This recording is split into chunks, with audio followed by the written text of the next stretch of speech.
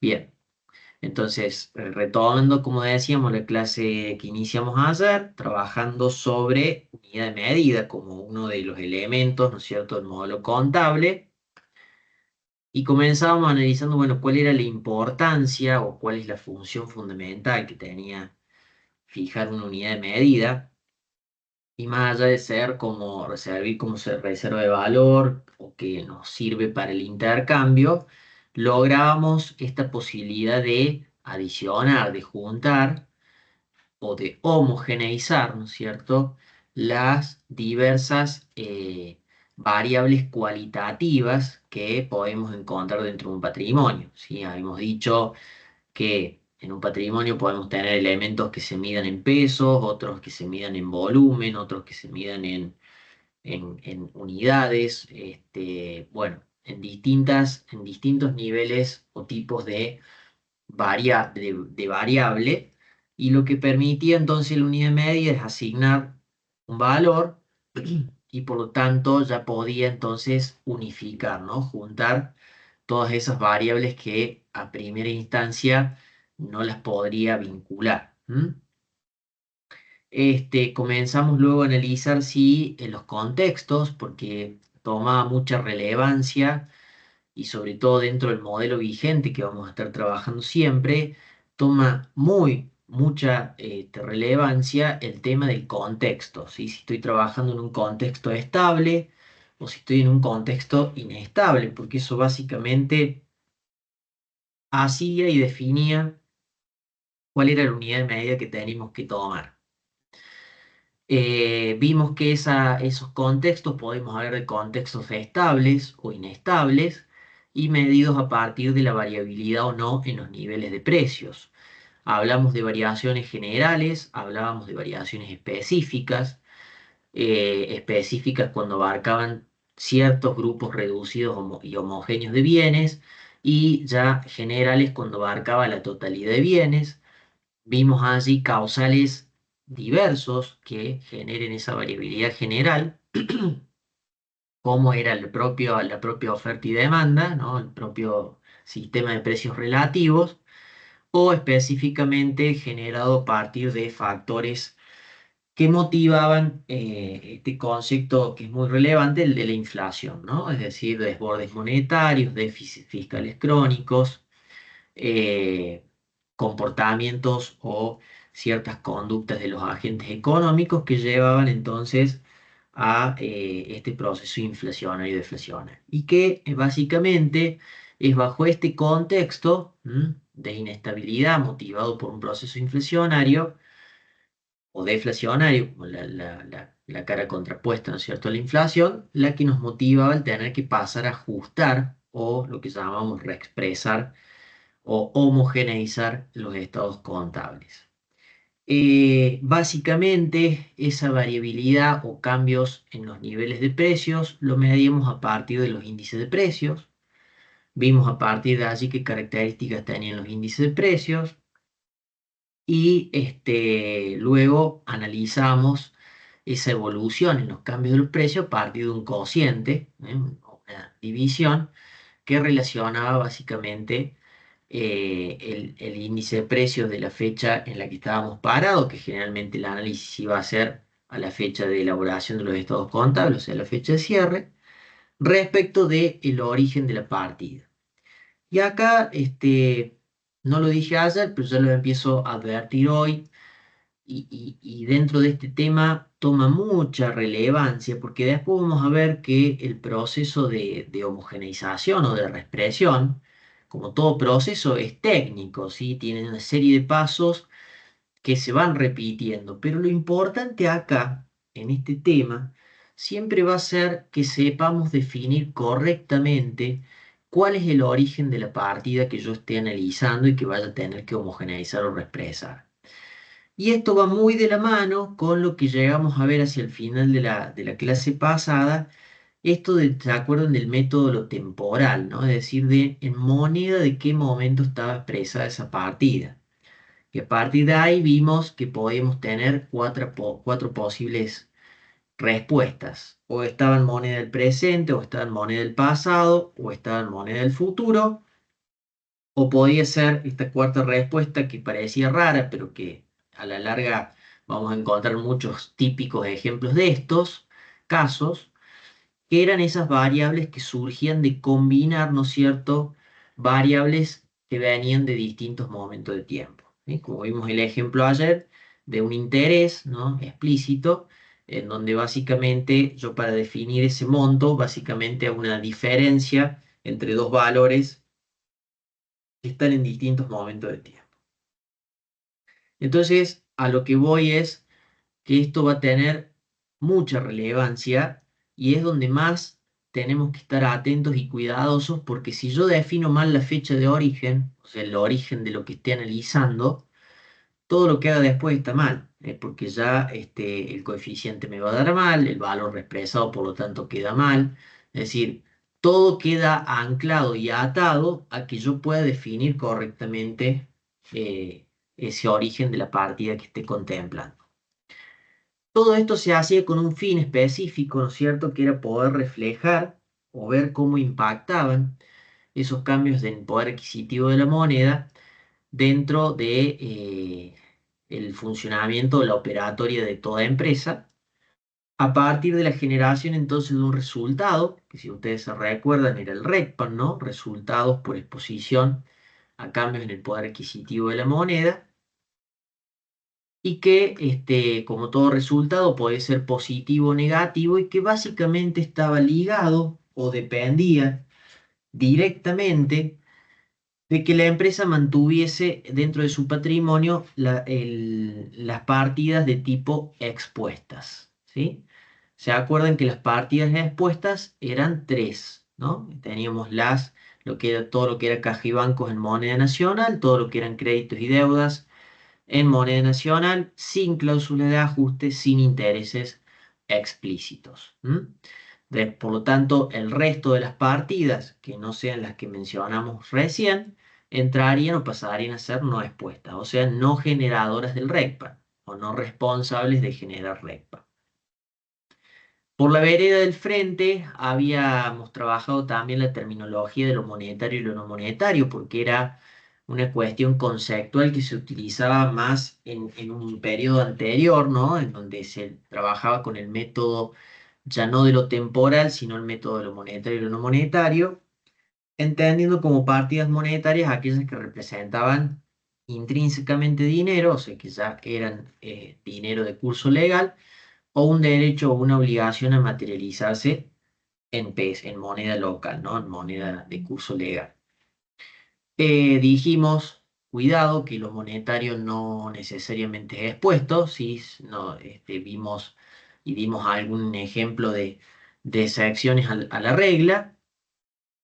Y después hablamos de los distintos métodos para generar el RECPAN, es decir, el que tenemos el directo o el indirecto, de acuerdo a si trabajaba ahí tomaba mucha relevancia la clasificación de partidas, porque bueno, si yo voy por el método indirecto, es porque voy a llegar al RECPAN, pero de manera indirecta. Esto me lleva a trabajar con las partidas que no son las que están generándolo, es decir, con las partidas no expuestas. En tanto que si trabajaba con el método directo, hacía lo contrario, ¿no? Es decir, trabajaba con aquellas partidas que lo generan, es decir, con las expuestas. Y después vimos todo el proceso secuencial, que hoy lo vamos a leer un poquito dentro de la norma. Y bueno, hasta ahí llegamos. Y sí entramos a un poquito ya a analizar la NUA, en donde vimos que planteaba respecto de la unidad de medida, como esto que yo les dije al principio, de que plantea esta unidad de medida que le decíamos bimonetaria, porque dependiendo de cuál sea el contexto es el tipo de unidad de medida que yo uso. Si estoy en un contexto estable, usaba la nominal. Ahora si estoy en un contexto de inestabilidad provocado por un proceso inflacionario, tengo que ir a la moneda homogénea. Entonces, fíjense que es un método que en definitiva es un modelo que no se encuadra estrictamente en ninguno de lo que ustedes vieron, porque en todos los que vimos siempre la unidad de medida o era nominal o era homogénea, y acá directamente el modelo plantea el uso de las dos, ¿no? ¿De acuerdo? Por eso vuelvo a marcar la relevancia y la importancia del contexto en el que esté inserto la empresa. Ese contexto tenía indicios para poder determinar si evidentemente se estaba atravesando en un proceso, como dice la norma, de altamente inflacionario, y que básicamente había un aspecto de tipo cuantitativo que era el fundamental para definir esto, que era que si en los 3 años anteriores la inflación acumulada era igual o superior al 100%. Y si pasaba eso, estamos bajo un contexto de inestabilidad y por lo tanto hay que ajustar o reexpresar. Bueno, más o menos entramos en tema, se entendió este mini resumen, estamos más o menos ubicados, ¿alguien quiere preguntar algo?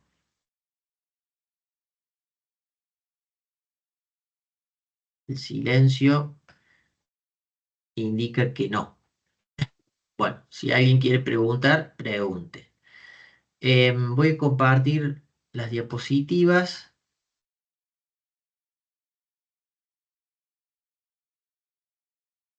¿Se ve allí la pantalla? Sí, sí, Bien. por acá.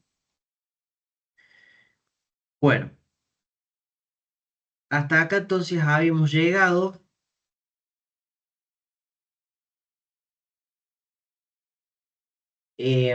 Habíamos como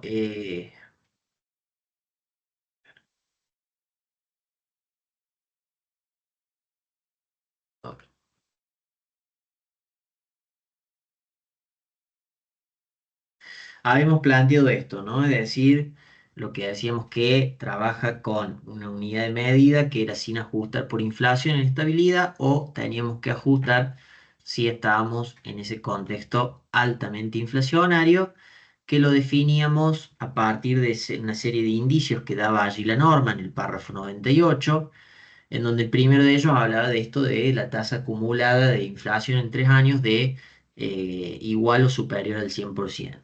Pero también hablaba de correcciones en los precios, de que los fondos en moneda argentina se invertían inmediatamente. Esto implica, ¿no es cierto?, un indicio de deterioro del poder de compra, que había una fuerte brecha entre las colocaciones en moneda argentina respecto de la extranjera y que había una preferencia hacia la inversión en moneda extranjera.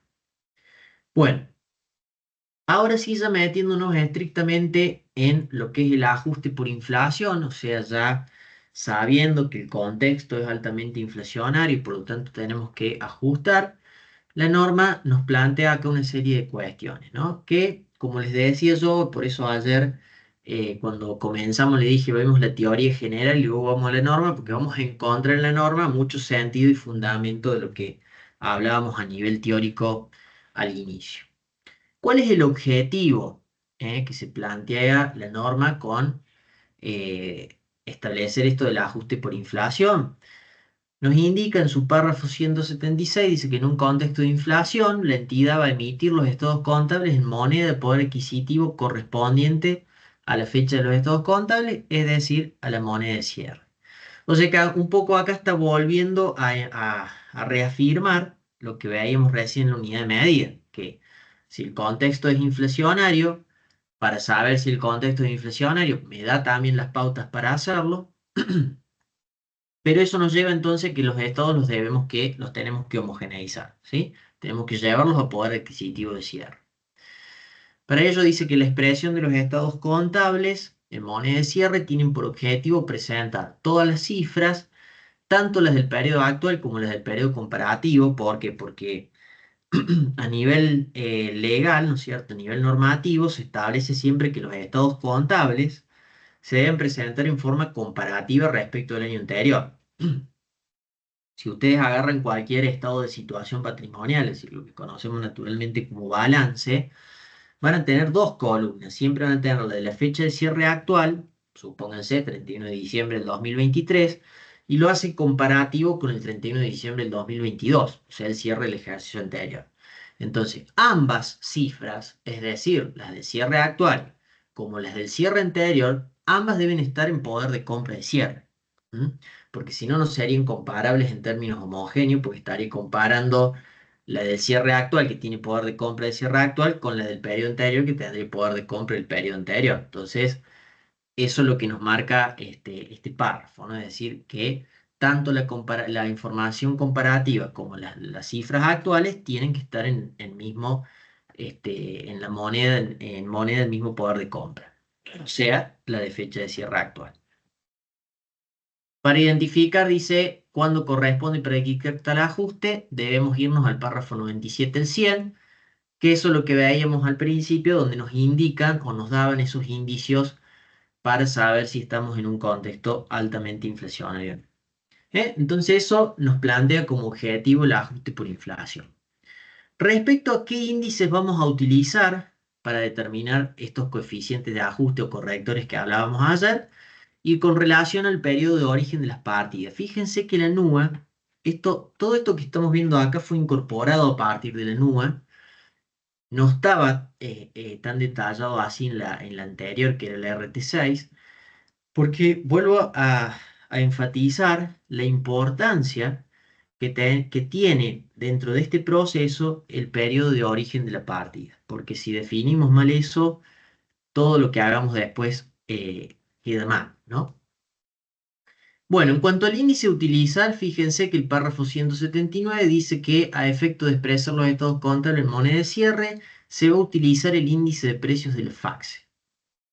Ese índice de precios está publicado, ¿sí? O sea, es de uso también de acceso libre, dentro de la página de la FACSE. Si ustedes van a la página de la FACSE, se van a encontrar con en una parte donde están los índices del FACSE, y acá pueden directamente bajarse el Excel, en donde van a encontrar esto. Fíjense. Arranca desde enero del 93 hasta tenemos julio del 2024. Porque ¿de dónde salen estos valores? Estos valores salen del INDEC, ¿sí? O sea, del índice del Instituto, perdón, de Estadística y Censo Nacional, ¿no? El INDEC publica mensualmente este índice de precios, que es el que se conoce como IPC, que es el índice de precio del consumidor.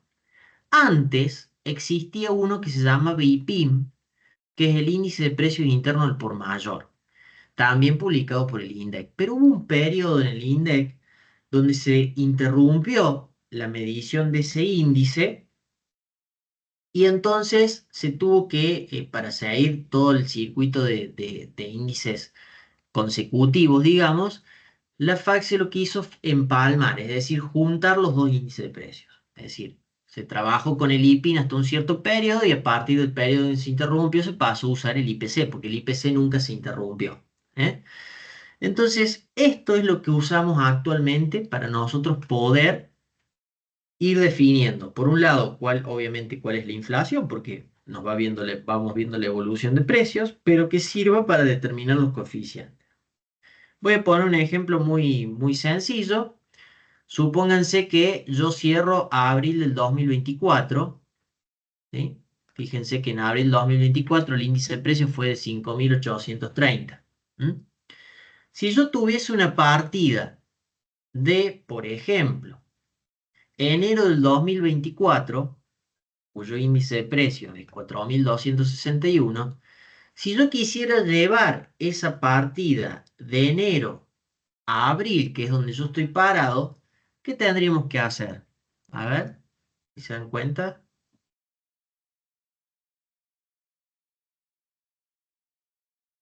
¿Qué les parece? Homogeneizar. Bueno, ¿y cómo homogeneizo? ¿Qué debería calcular?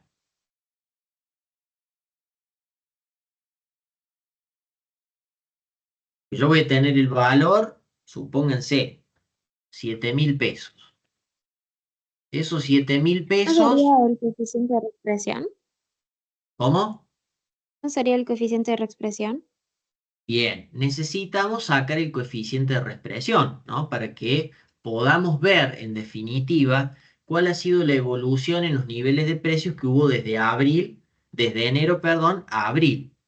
¿Y cómo sacaba ese coeficiente de Es reexpresión? el índice de precios 1 sobre el índice de precios 0. Bien, Entonces, en el ejemplo, ¿cuál sería? Yo tomaría en el numerador ¿qué índice de precios?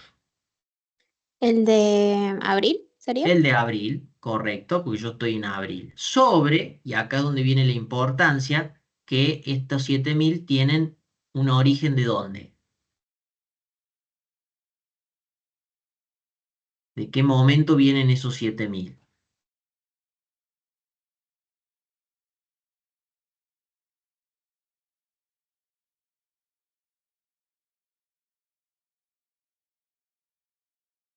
Dijimos que esos 7.000 estaban valuados o determinaban el poder de compra de enero, ¿sí? Por lo tanto, si yo lo quiero llevar de enero a abril, tomamos en el numerador abril, porque es donde yo estoy parado, sería como mi fecha de cierre, sobre el origen que sería enero. ¿Bien? ¿Me siguen hasta ahí? Sí, ¿Bien? Eso significa que el coeficiente corrector de una partida de enero para llevarla a poder de compra de abril, tengo que acrecentarla en 1,36. O sea que si yo hago entonces 7.000 por 1,36, me da 9.576. ¿Qué son los 9.576? Los 7.000 que tenían poder de compra de enero llevados a poder de compra de abril. ¿Sí? Visto de otra manera, acuérdense que el coeficiente corrector, si ustedes se acuerdan, era 1 más la tasa inflacionaria. Por lo tanto, si yo a este coeficiente le resto 1, ¿eh? Obtendría que la inflación que hubo de enero a abril fue del 36%, 37%. ¿Se entiende? Sí, profe. Bien. Entonces, esta herramienta, la de los índices de precios, es la que nos pide la norma que utilicemos para al momento de tener que ajustar las partidas. Bueno, entonces, estamos por acá. Después dice, para expresar partidas en moneda de cierre, una entidad tiene que determinar la fecha de origen de cada saldo, descomponiéndolo en función de los periodos correspondientes al poder adquisitivo en que ese saldo esté expresado. Y va a agrupar las partidas por mes de origen o excepcionalmente y en tanto no se generen distorsiones significativas en periodos de una extensión superior a la mensual. ¿Qué me está queriendo decir acá la norma con todo esto? Primero que yo tengo que ir analizando cada partida a qué periodo corresponde. ¿eh? Si yo agarro una cuenta, vamos a suponer ventas. Bueno, yo tengo la cuenta ventas. La pregunta que me tengo que hacer es esa venta que estoy analizando. ¿A qué periodo corresponde? ¿Cuál es el origen de esa partida? ¿Está? Ahora, ¿cómo las tengo que agrupar? Por mes. No lo puedo agrupar por bimestre o trimestre o de forma anual. Y esto tiene una lógica, ¿por qué? Porque lo veíamos recién, los índices de precios, ¿cómo son? Mensuales, ¿sí? Entonces, si yo tengo, por ejemplo, varias ventas, que es lo natural, porque cuando yo vaya al estado de resultados me puedo encontrar con ventas 800.000 pesos. Bien, ahora yo digo, bueno, ¿a qué periodo corresponden esas ventas? Y evidentemente que voy a tener ventas que hice en abril, ventas que hice en mayo, ventas que hice en junio. Entonces yo cuando tenga que homogeneizar eso, ¿qué voy a tener que hacer con esos 800.000 pesos? Abrirlo. Porque evidentemente voy a decir, bueno, mira, acá en estas ventas, en este total de ventas, y vos tenés 100.000 pesos que corresponden a abril del 24, pero tenés otros 200.000 de ventas que corresponden a junio, ¿sí? Y eso va a tener que ir definiendo a su vez los coeficientes, porque todo esto tiene que quedar a poder de compra de un mismo momento. ¿Me van siguiendo con la idea o no?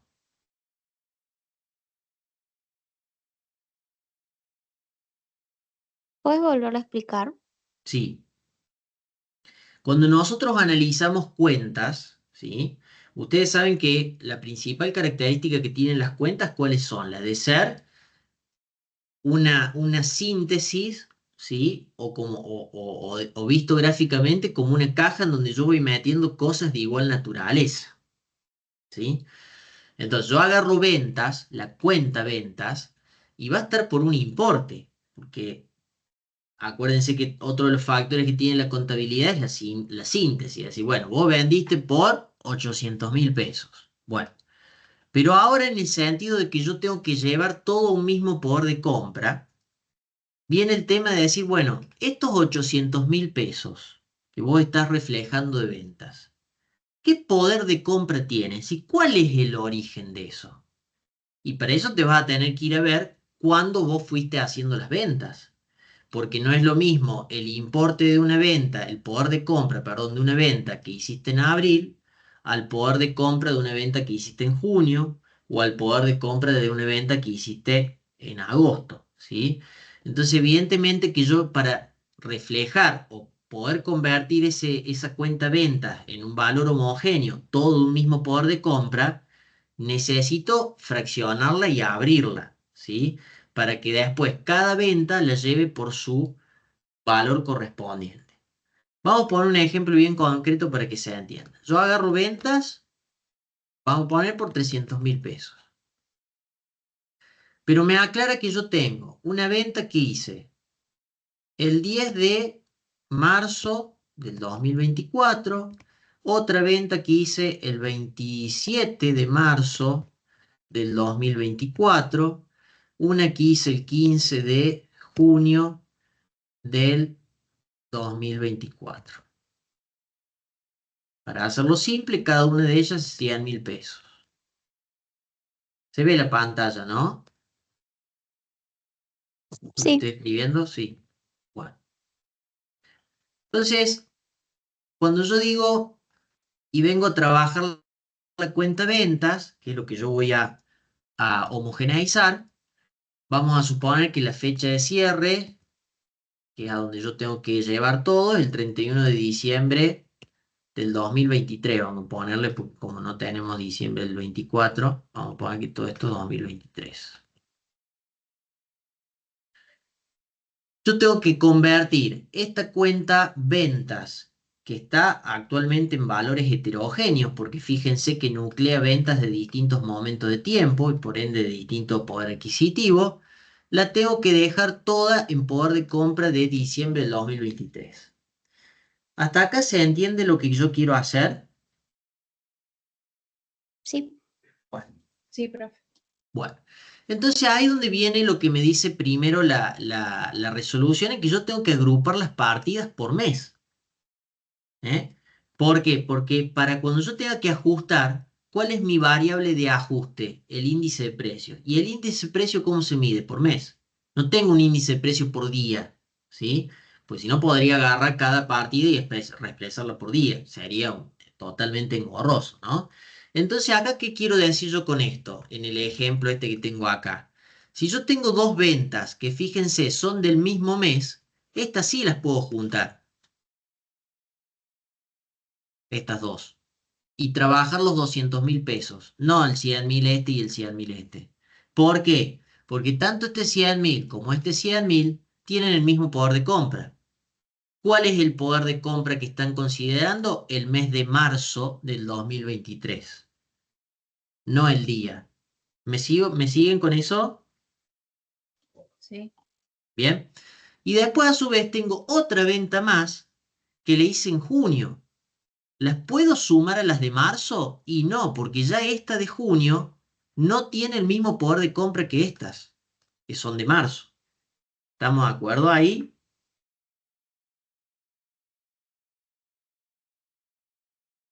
Bueno, entonces, ¿qué voy a hacer ahora para el poder llevarlas al poder de compra de diciembre? ¿Qué herramienta tengo que calcular ahí?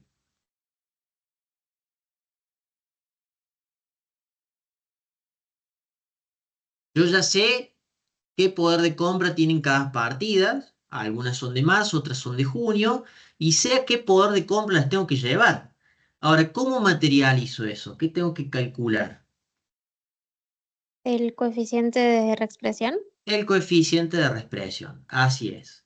¿Cómo calcularía el de estas dos partidas? Que directamente las trabajo acá el 200.000 pesos. ¿Cómo calcularían ese índice, ese coeficiente? A ver. sería el poder de compra del 15 de junio dividido el poder de ¿Por compra qué el de... 15 de junio?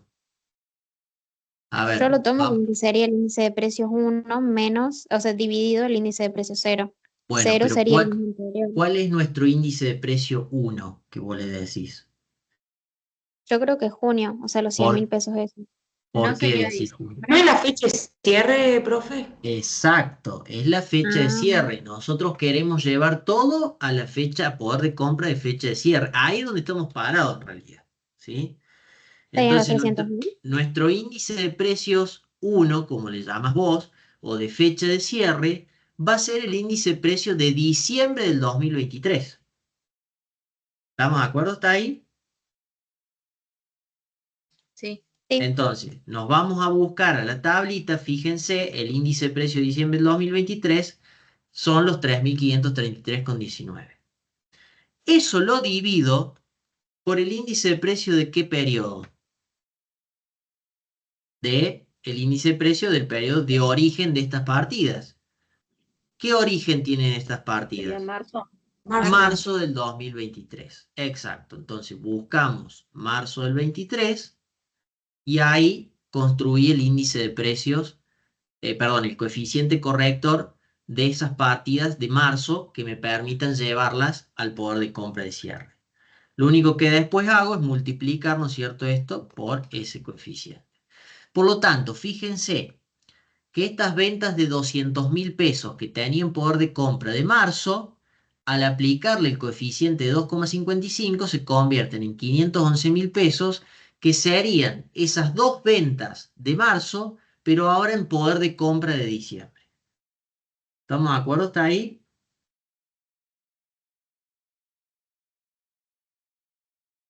Sí, profe. Bueno, ¿y cómo haríamos la de junio?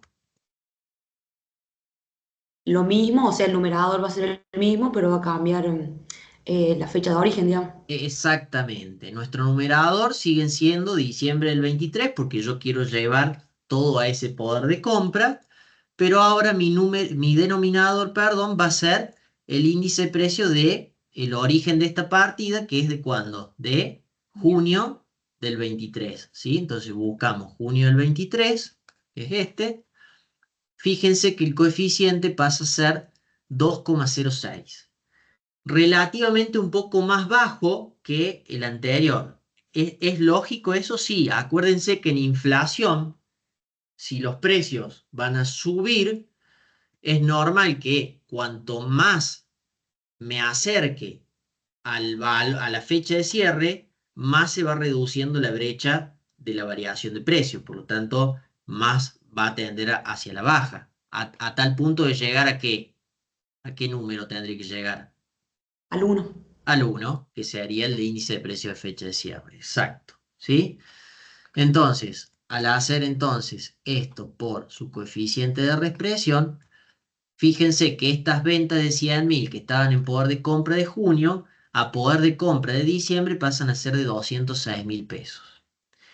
Entonces, esta cuenta, ventas, que en términos heterogéneos o nominales es de 300.000 pesos, en términos homogéneos pasa a ser de, sería la suma de lo que hicimos recién, de 718.293,12.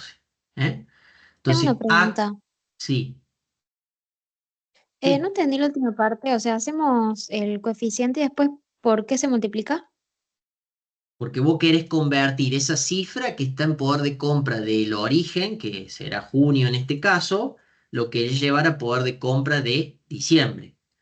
Por eso que vos determinaste el coeficiente, porque el coeficiente, ¿qué te hace? Te relaciona el índice de precio de cierre con el índice de precio de origen, para que justamente puedas ver cómo evolucionan los precios de, en este ejemplo, de junio a diciembre. Por lo tanto, una partida que está de junio, si yo la acrecento un 2,06, la llevo a poder de compra de diciembre. O sea, los 100.000 pesos de poder de compra de junio hoy representan 206.000 pesos. O dicho de otra manera, yo necesitaría hoy 206.000 pesos para mantener esos 100.000 pesos de junio. ¿Se entiende? Sí, sí. Bien. Entonces, básicamente, lo que hice a gran resumidamente acá es en lo que consta esto de la reexpresión homogeneización.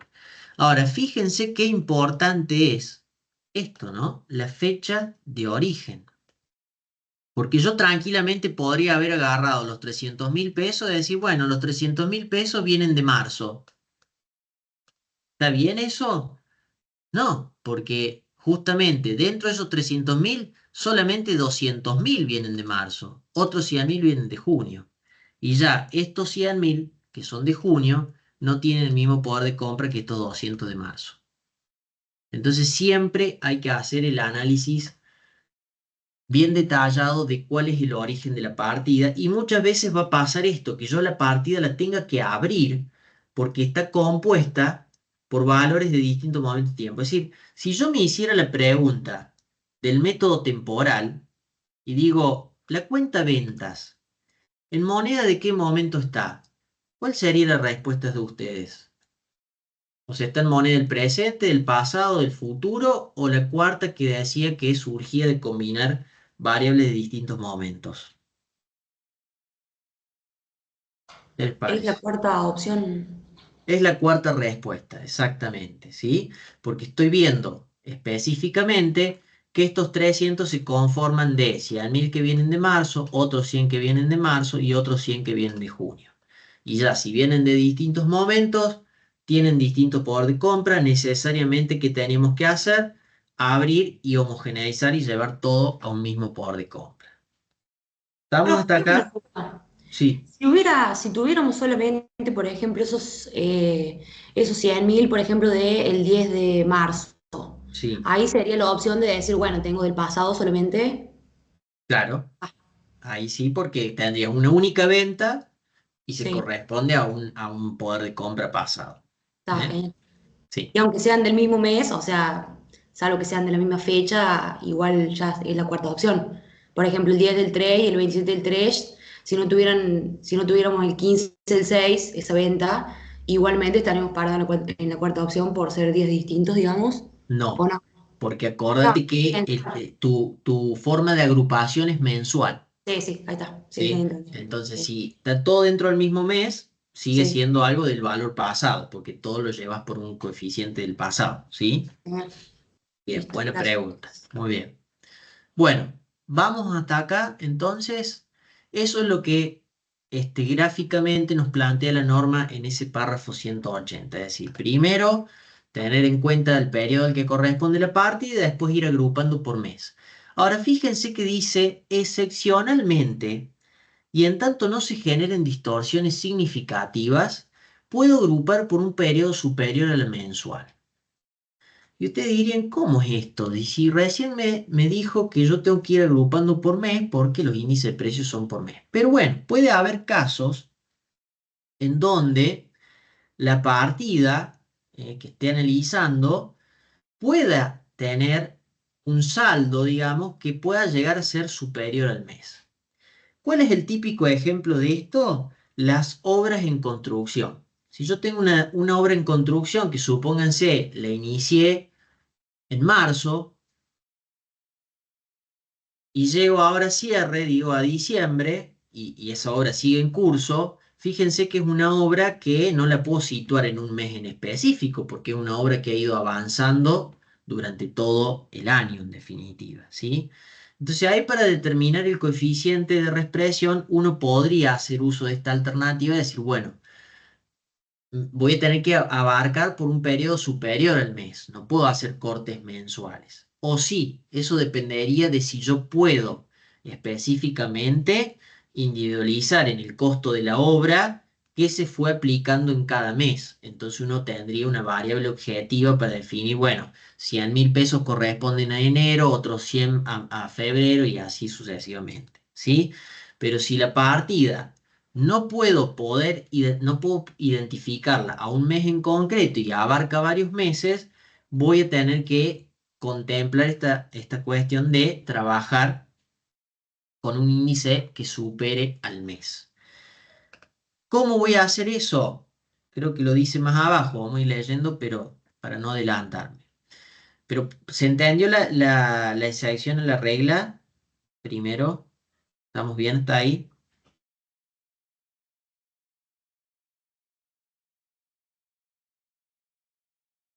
Bueno, yo si no me dicen nada, yo sigo, ¿eh?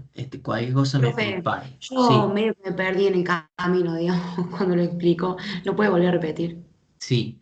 Gracias. No pasa nada. Nosotros generalmente siempre vamos a tener partidas en donde esté clara o estén establecidos a qué mes corresponde, ¿sí? Como decíamos en el caso de las ventas. Yo sé que hay ventas que son de tal mes, de tal mes, de tal mes, no importa. Voy a ir trabajando con cada venta por mes. Pero hay casos en donde la partida o el valor o el importe que tiene esa partida no se encuadre solo en un mes, sino que abarque varios meses. Es el ejemplo, como les decía, de algo en construcción. Puede ser un bien en construcción, una obra en construcción, lo que sea, que hace que supongamos que esa obra se inició en octubre y llegó ahora a diciembre y esa obra está en curso. Y tiene un importe, me va a decir obra en construcción 500.000 pesos. Entonces uno dice, bueno, esa obra en construcción de 500.000 pesos. ¿A dónde, cuál es el mes cuál es la partida de origen? ¿Cuál es el periodo de origen de esa partida? ¿Eh? Y no puedo definir ni qué es de octubre, de noviembre y de diciembre, porque en realidad la obra se construyó desde octubre hasta diciembre. ¿Se entiende hasta acá? Sí, profe. Entonces, en esos casos, la norma habilita que yo pueda trabajar con un periodo de agrupación que exceda el mes. Y en ese caso, ¿cómo se determina el coeficiente? Como un promedio, ¿eh? Un promedio que contemple el índice de precio desde octubre hasta diciembre. En lugar de trabajar con un índice de precios solo para octubre, solo para noviembre, solo para diciembre, hago un coeficiente promedio que considere esos 3 meses, o sea, desde octubre a diciembre. Y ese va a ser el coeficiente corrector. Esa es la solución que plantea la norma ante estos casos un poco más rebuscados o controversiales. Es decir, no nos vamos a encontrar acá, mucho menos acá en el cursado, no le vamos a dar cuestiones que tengan que romperse la cabeza para armar el coeficiente, pero sí tengan esta idea de que puede excepcionalmente haber casos en donde las partidas puedan exceder el mes y por lo tanto tenga que considerar un coeficiente promedio.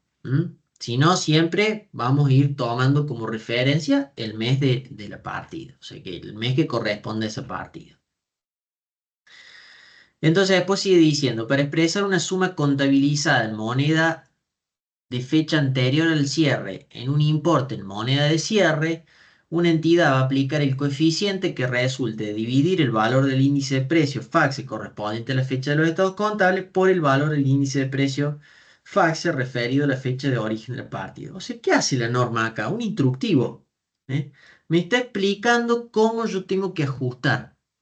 Y eso que me está diciendo en ese párrafo no es ni más ni menos lo que hicimos acá nosotros recién. Determinamos el índice de precio FACSE de cierre sobre el índice de precio FACSE del origen y lo multiplicamos al importe nominal para obtener el valor a fecha de cierre. ¿Sí? O sea que lo mismo que leímos acá es lo que aplicamos recién a nivel práctico. ¿Se entiende la idea? Sí, profe. Bien. Después dice, en caso de que partidas se agrupan en periodos de origen cuya extensión sea superior a un mes, acá viene esta sección que hablábamos recién, una entidad va a aplicar el coeficiente de ajuste computando como denominador el promedio de los índices de precios FACSE correspondientes a los meses comprendidos en dicho periodo. Esto es lo que decía recién yo en el ejemplo. Si yo tengo una obra en curso que la inicié en octubre y llego ahora a diciembre, en el numerador del coeficiente sé que va a ir diciembre, porque quiero llevar el poder de compra de diciembre, eso no hay duda. Ahora, ¿qué pongo en el denominador? Ese es el tema. Pongo octubre, pongo noviembre o pongo diciembre. ¿Sí? Entonces lo que me dice la norma ahí es hacer un promedio. O sea que ahí haría un promedio simple de los 3 meses. ¿Sí? Tomaría octubre, el índice de precio de octubre, de noviembre, de diciembre, lo sumo y lo divido por 3. Y ese es mi denominador. ¿Me siguieron en la lógica? Sí, profe. Bien. Y el último párrafo dice: una entidad va a considerar que el índice referido al último mes del periodo por el cual se informa es representativo del índice de precios FACSE correspondiente a la fecha de los estados contables. O sea que me está diciendo que el índice de precios digamos, de base va a ser en donde yo esté parado haciendo el análisis, y donde yo estoy parado haciendo el análisis es la fecha de los estados contables, o sea, la fecha de cierre. ¿Eh? Bueno, esto es el proceso secuencial. ¿Eh? No me voy a detener mucho en esto, ya lo vimos la clase pasada, pero fíjense que la NUA lo pone en forma redactada, pero cuando ustedes lo lean, yo lo voy a dejar para que lo lean, van a ver que es exactamente lo que nosotros habíamos hablado ayer, ¿no? El activo represo al inicio versus el pasivo represo al inicio, tenía el patrimonio represo al inicio, bueno, y hacía todo el circuito, ¿no es cierto?, para poder llegar a determinar el REC. Bueno, sigo. La norma después sigue planteando ajuste de activos y pasivos al cierre del periodo actual. Dice: a la fecha de los estados contables, una entidad va a identificar qué activos o pasivos se encuentran expresos en moneda de cierre y cuáles en una fecha anterior a la de cierre. ¿Sí? Esto responde, si se recuerdan con el teórico, ni más ni menos que a preguntarnos en moneda de qué momento están. O sea que lo que está explicando acá la normativa no es ni más ni menos que el método temporal. ¿Sí? Una entidad dice no modificar el importe de cuyas partidas estén expresadas en moneda de cierre. Por ejemplo, activos, créditos y deuda en moneda, o activos pasivos que se midan a valores corrientes determinado a la fecha de estados contables. ¿Qué me está diciendo la norma ahí? Que toda aquella partida que ya tiene poder de compra de cierre no la tengo que represar. ¿Por qué? Porque ya están representando el poder de compra de cierre. ¿Eh? Una entidad expresará en moneda de cierre el importe de partidas medidas a una fecha anterior, por ejemplo, bienes de uso u otros activos cuya medición se basen en el costo histórico, ¿no? Para tal fin, dice, va a identificar el periodo de origen de la partida, como lo vimos en los párrafos anteriores, calculará el coeficiente de ajuste, también explicado en los párrafos anteriores, y multiplicará dicho coeficiente por el importe de la partida, de acuerdo en el inciso A. O sea que básicamente acá vuelvo a reiterar lo que me decía recién. Si está en una fecha de cierre, no hago nada. Si está en una fecha pasada, tendré que ver a qué periodo corresponde, o sea, cuál es el origen de la partida, punto clave. Determino el coeficiente a partir de la división de índice de precios y multiplico ese valor de origen por ese coeficiente para llevarlo a valor de cierre. ¿Me siguieron? ¿Estamos de acuerdo? Sí, profe. Bien. Después dice, ajuste, esto para activo y pasivo, ¿no? Ajuste de los componentes del patrimonio neto, ¿sí? Acá dice, una entidad va a determinar el patrimonio neto al final del periodo actual en moneda de cierre, restando de los activos existentes a esa fecha, expresado en moneda de cierre. Los pasivos de esa fecha también expresados en moneda de cierre. O sea, ¿qué me está diciendo acá? El patrimonio neto al cierre en moneda de cierre surge por la diferencia entre activos y pasivos que tenga el cierre, todos ya expresados en moneda de cierre.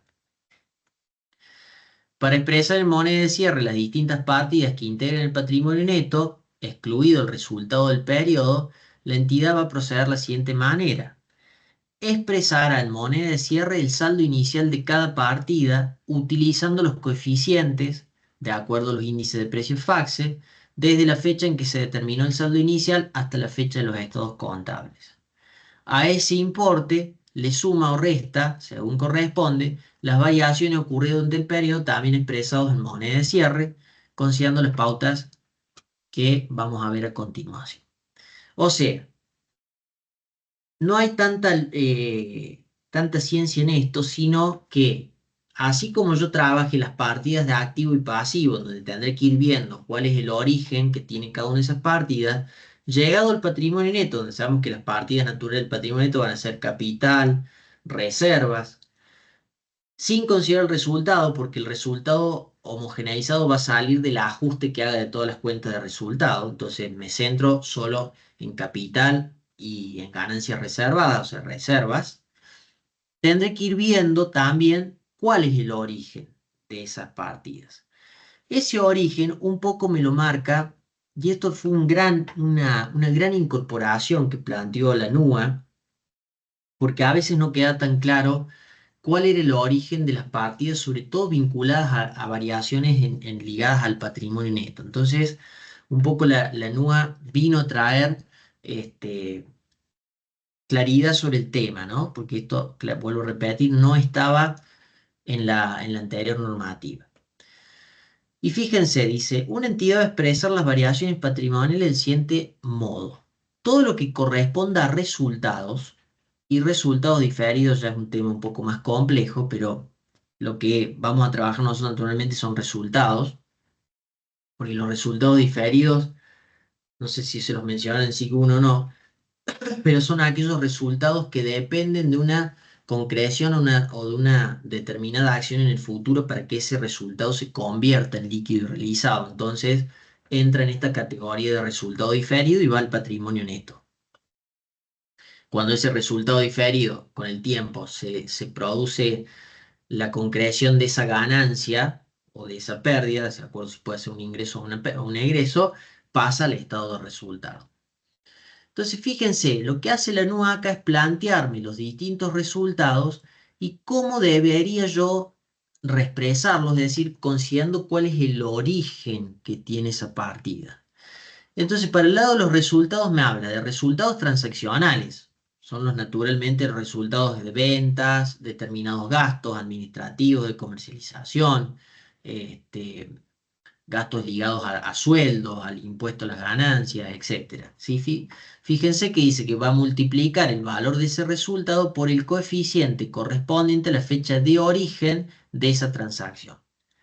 No hay mucha ciencia. O sea, si yo tengo que reexpresar la cuenta sueldos, tendría que ver esa cuenta sueldos cuando la generé, que es cuando se devengó el sueldo, supónganse, de marzo. Entonces, esa cuenta sueldos está representando el poder de compra de marzo. Para llevarlo a poder de compra de cierre, ya tengo el origen de la partida. O sea, voy a hacer el índice de precio de cierre sobre el origen que sería marzo. ¿Me van siguiendo?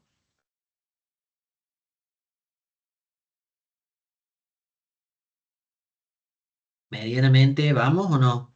¿O están muy perdidos? Sí, ¿Sí? Bueno, va más o menos. más o menos. Bueno, ya lo después cuando vayamos a los prácticos, ahí vamos a empezar a materializar todo. En cuanto a los resultados, dice generados por el consumo. Esto generalmente tiene que ver con las depreciaciones o con los costos. Dice que en ese caso multiplicará el valor nominal por el coeficiente correspondiente a la fecha de medición de los activos consumidos, que generalmente coincide con la fecha de reconocimiento. El periodo de reconocimiento de los activos consumidos podrá estimarse en función del tiempo de permanencia promedio determinado por la rotación física de dichos activos. Por ejemplo, en el caso de bienes de cambio que rotan en forma sistemática a lo largo del tiempo. Y las depreciaciones podrán calcularse aplicando la cuota de depreciación del periodo sobre el valor de origen expreso. Bueno, visto así no se entiende nada, pero vamos a sintetizarlo en lo siguiente. Vamos al caso más típico, que son las depreciaciones de los bienes de uso. Yo les pregunto a ustedes, ¿cuándo se calculan las depreciaciones? ¿En qué periodo ustedes calculan depreciaciones o la empresa calcula depreciaciones?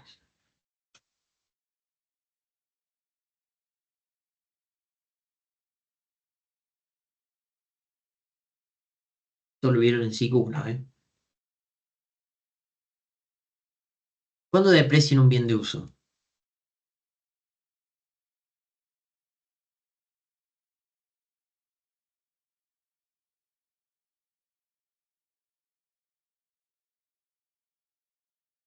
Al final del ejercicio económico.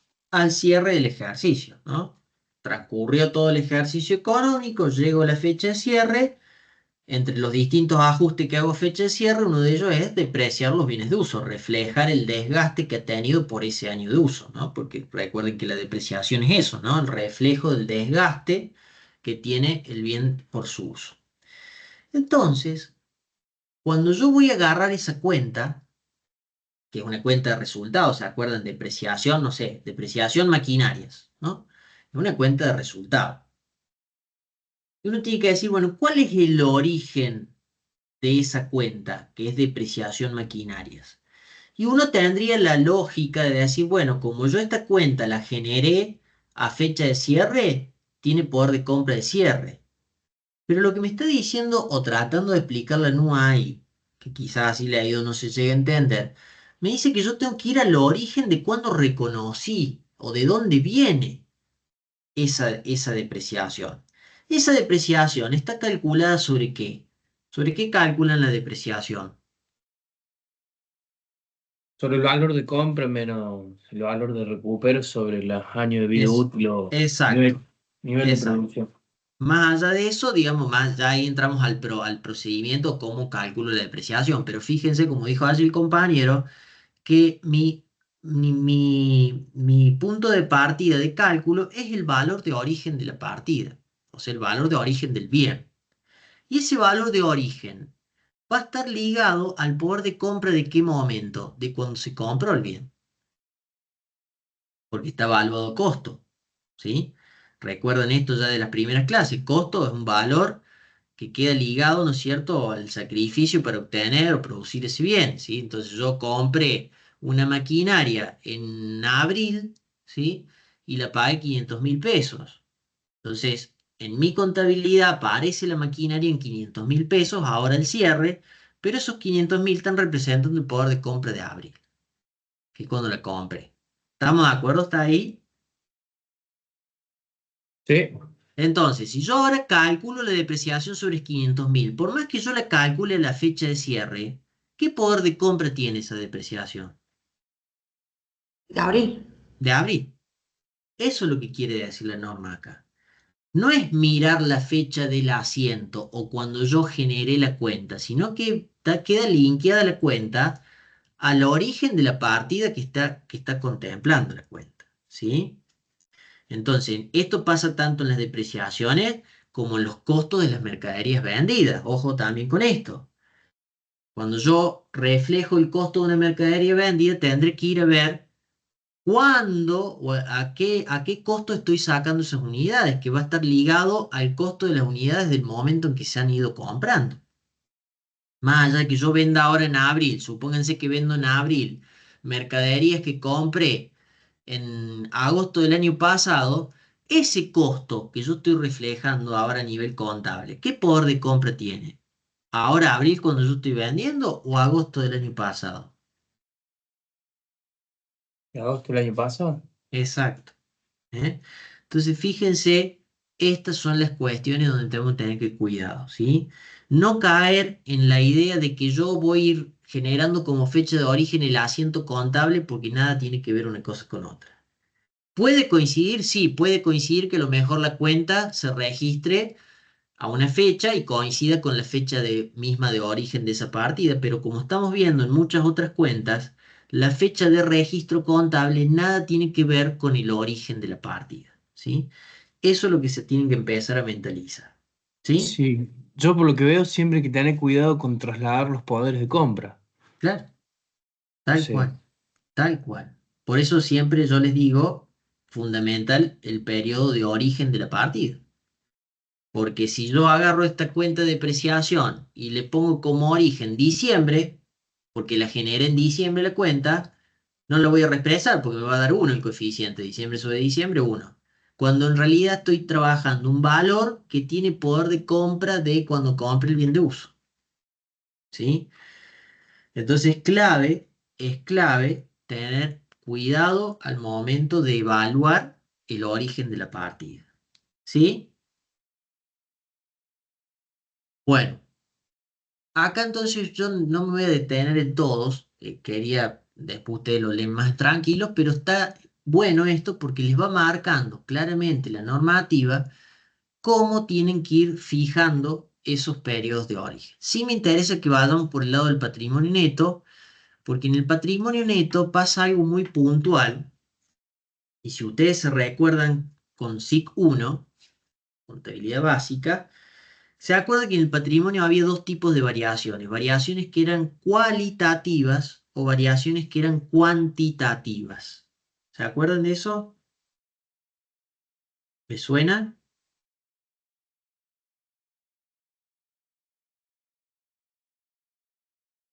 Más o menos. Se han olvidado todo de SIC 1, Más o ¿no? menos casi nada. Bien. ¿Qué significaba esto? Variaciones cualitativas no modificaban el monto del patrimonio neto, sino que había una modificación interna. Por ejemplo, si la empresa decide crear una reserva legal, ¿sí? ¿De dónde saca los fondos para crear la reserva? De RNA, de resultados no asignados. ¿Dónde están los resultados no asignados? En el patrimonio neto. Entonces, ¿qué va a pasar? Baja el patrimonio neto por los resultados no asignados que bajan, pero sube la reserva legal. ¿Que la reserva legal dónde está? Dentro del patrimonio neto. Entonces, lo que bajó RNA, que estaba dentro del patrimonio neto, lo subió la reserva legal, que también está dentro del patrimonio neto. Entonces, ¿el monto del patrimonio neto se modifica? No. ¿Sí? No. Eso es una variación cualitativa. En tanto que una variación cuantitativa implica una modificación en el importe del patrimonio neto, porque es algo que ahora sí sale del patrimonio neto y no vuelve a ingresar. Se va por activo, se va por pasivo, de acuerdo como corresponda. Por ejemplo, si la empresa decide distribuir dividendos en efectivo. Si decide distribuir dividendos en efectivo, ¿de dónde va a sacar? De los RNA. Baja el monto de RNA, por lo tanto bajaría el monto del patrimonio neto. ¿Vuelve a entrar algo en el patrimonio neto como vimos recién? No, porque eso se va a ir o por caja, si ya lo paga, o se genera un pasivo si lo tiene pendiente de pago. ¿Sí? Entonces el monto del patrimonio neto bajó ahí. Una variación cuantitativa. ¿Estamos de acuerdo? Sí, Sí. sí. Entonces, la regla que tiene el ajuste o la homogeneización en cuanto al análisis de estas variaciones patrimoniales tiene que ver mucho con que si la variación es cuali o es cuantitativa.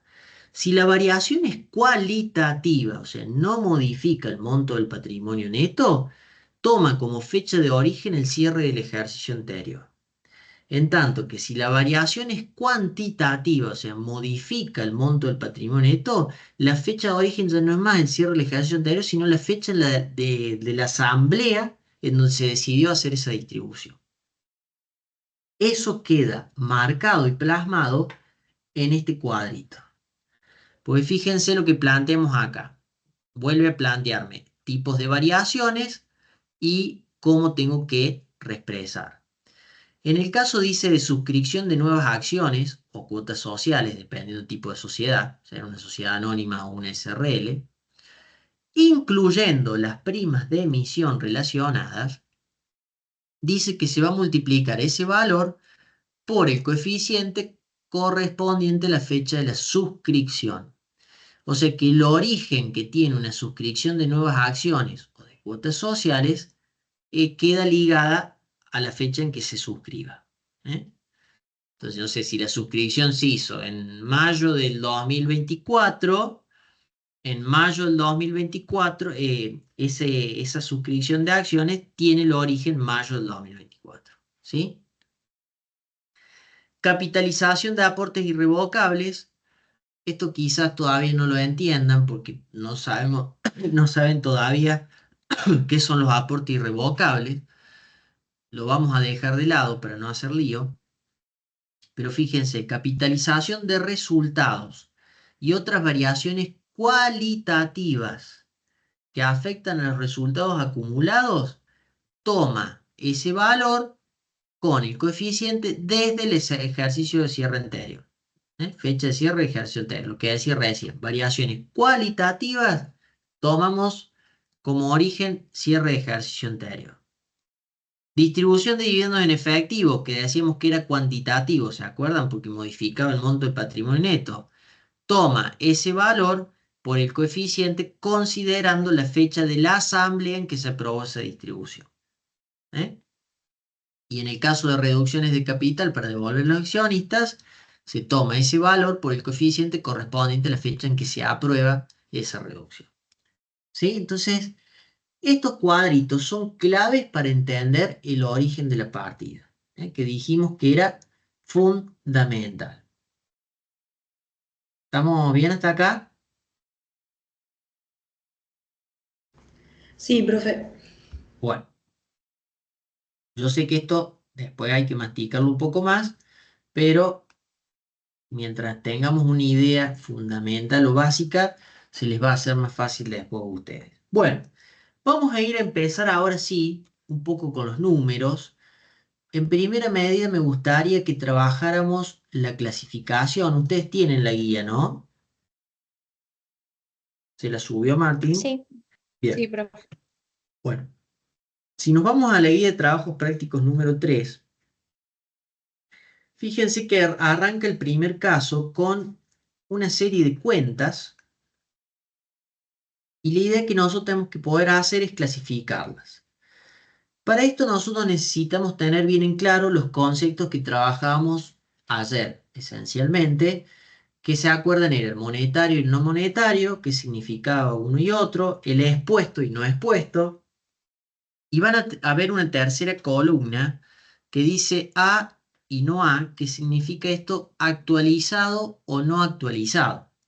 O dicho de otra manera, si está ya fecha de cierre o está en una fecha distinta de la cierre. ¿Estamos de acuerdo hasta acá? Sí. Bueno, entonces vamos a ir viendo, no vamos a hacer todas. Obviamente que después ustedes van a tener las soluciones completas, pero vamos a ir tomando así algunas cuentas y vamos a ir jugando con esto de que podamos clasificar las cuentas. ¿Por qué es fundamental e importante el tema de la clasificación de cuentas? Porque después, acuérdense que para ir al ajuste a la reexpresión y demás, vamos a trabajar con el método indirecto y en el cual tengo que tener en claro qué tipo de cuentas yo tengo que trabajar desde ese método, que si ustedes recuerdan, el indirecto trabajaba con las no expuestas, ¿sí? Entonces, si yo arranco y quiero reexpresar y todavía no puedo ser o no sé clasificar si es expuesta o no expuesta, no puedo ni arrancar, ¿sí? Entonces, por eso es fundamental que entendamos esto, ¿sí? Bueno, vamos a trabajar entre todos acá, ¿eh? Vamos a empezar con la primera. Fíjense que la primera cuenta que yo tengo es disponibilidad en moneda local. Disponibilidad en moneda local. Sería caja, moneda de curso legal. ¿Es monetario o no monetario? ¿Qué les parece? Monetario. Es monetario, ¿sí? Es monetario. Porque ¿qué representaba? ¿Se acuerdan lo que sea un rubro monetario? Que represente ya intrínsecamente dinero o un derecho o una deuda a traducirse en pesos. Acá ¿qué es esto? Es intrínsecamente dinero, o sea que es monetario. ¿Estamos todos de acuerdo? Sí. Bueno. ¿Y es expuesta o no expuesta? Expuesta. Es Pues, expuesta, exactamente. Porque se acuerdan que las expuestas también eran tres, ¿sí? Vamos a poner acá, ¿cuáles eran las expuestas? Caja y bancos en moneda nacional y créditos y deudas en moneda nacional sin cláusulas de ajuste ni intereses explícitos. ¿Eh? Por lo tanto, acá estamos dentro de este componente, caja y banco en moneda nacional, es expuesta. Bien. ¿Y está actualizado o no actualizado ese valor? ¿Qué les parece?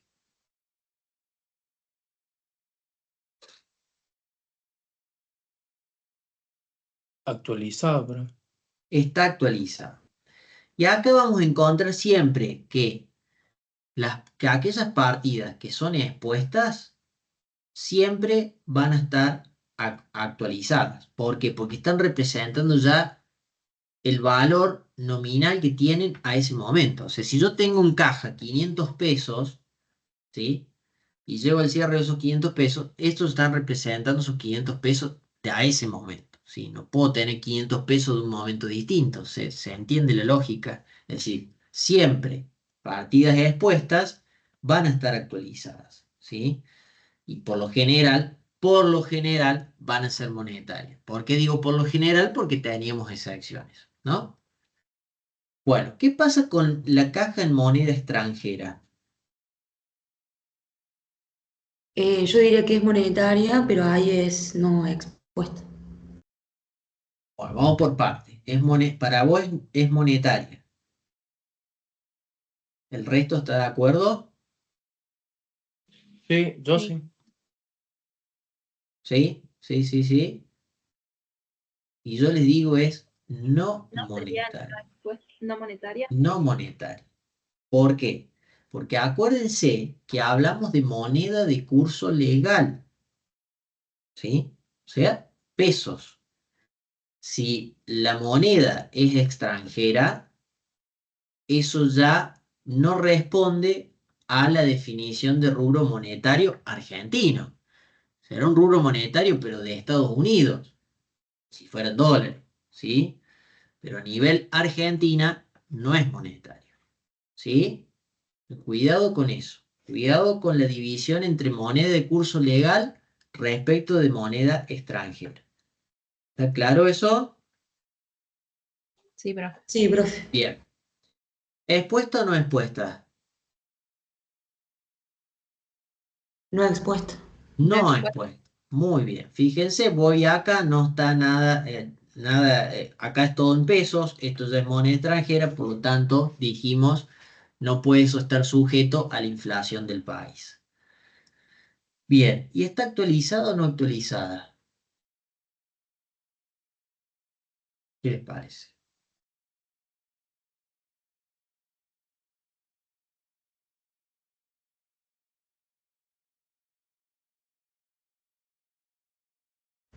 ¿Que no? Sí, podría ser, pero también podría ser que esté actualizada, o sea, puede estar tanto actualizada como no actualizada. ¿Por qué? Si yo tomo esa caja moneda extranjera y eso está cotizado al tipo de cambio de fecha de cierre, estaría actualizado, ¿sí?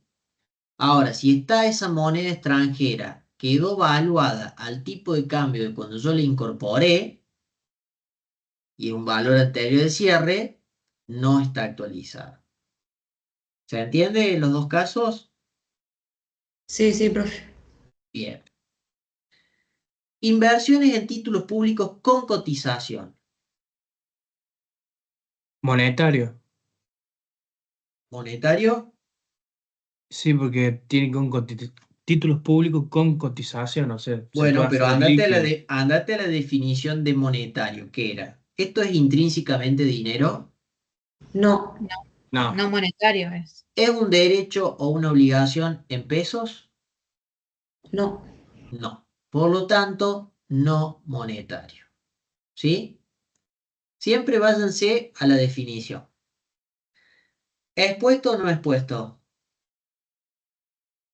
Si tiene cotización sería no expuesto. Es no expuesto, pero no por la definición, por la conclusión que vos sacás. No tiene que ver con la cotización. ¿Por qué es no expuesto?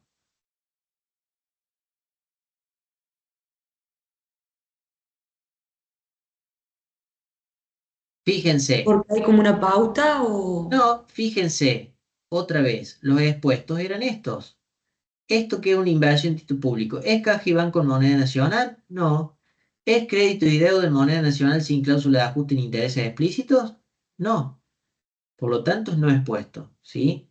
No tiene que ver con la cotización, tiene que ver con la definición ya del rubro tal cual es. ¿Se Claro, o sea, sería entiende? por descarte, digamos, lo hacemos así la clasificación. Claro, claro, Ah, es por ah. descarte, exactamente. Sí, sí, sí, sí.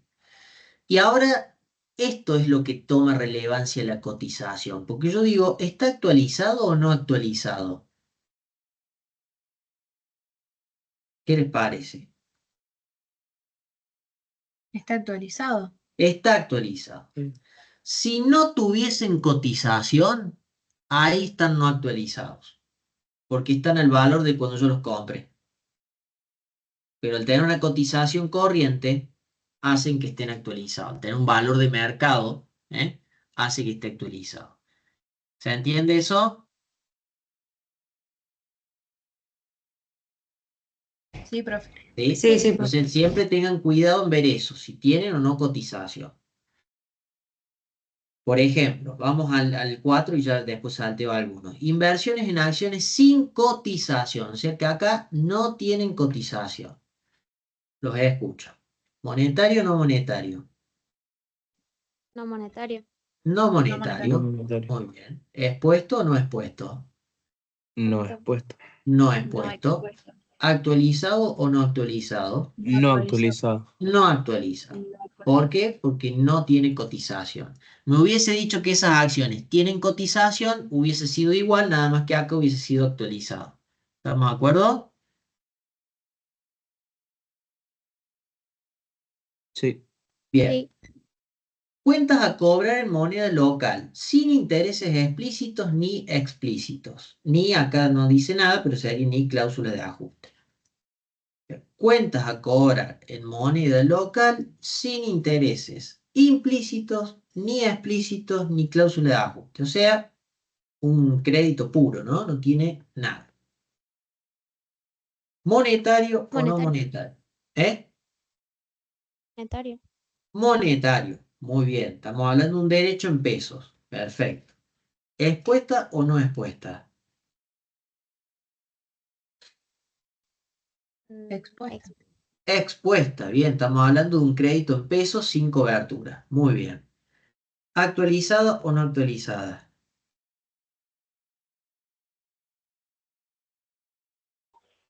No actualizado. No actualizada.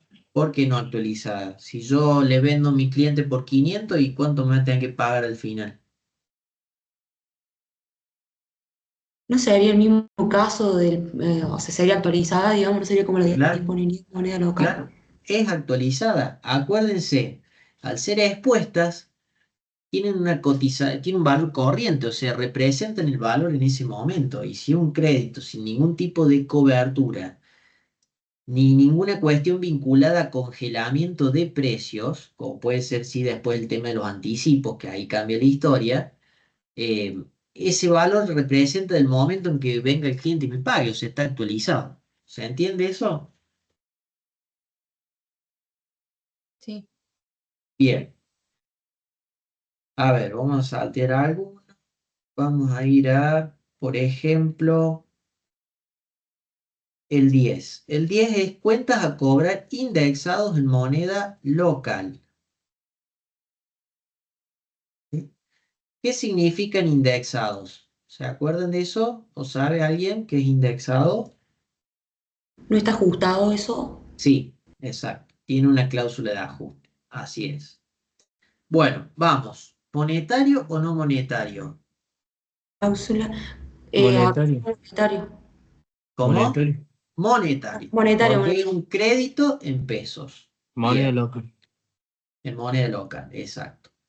¿Expuesto o no expuesto? Ahora no expuesto. No expuesto. ¿Por qué no expuesto? Por la Y porque cláusula de ajuste. ¿Sí?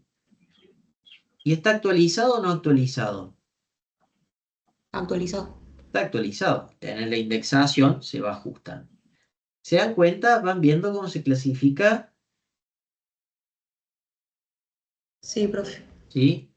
A ver. eh, Cuentas a cobrar en especie. ¿Sabes lo que es Profe, cuenta a cobrar en especie? Mercadería. Eso te iba a Claro, preguntar. en lugar de que nos paguen con efectivo, nos van a pagar con un bien o un servicio. ¿Sí? Entonces, ¿monetario o no monetario? No monetario. No monetario. ¿Expuesto o no expuesto? No expuesto. No expuesto. ¿Actualizado o no actualizado? Para mí es actualizado. ¿Sí? Puede ser Actualizado. actualizado o podría llegar a ser no actualizado si me aclara que ese crédito congeló precios. Claro. Porque si congeló precios, queda al valor del momento en que se hizo la operatoria. ¿Está? Entonces, como acá no aclara nada, lo tomamos como actualizado. A ver. Cuentas por pagar en moneda Tengo una. extranjera. Sí, Me quedé en el 5. ¿Por qué es actualizado? por la cláusula de ajuste.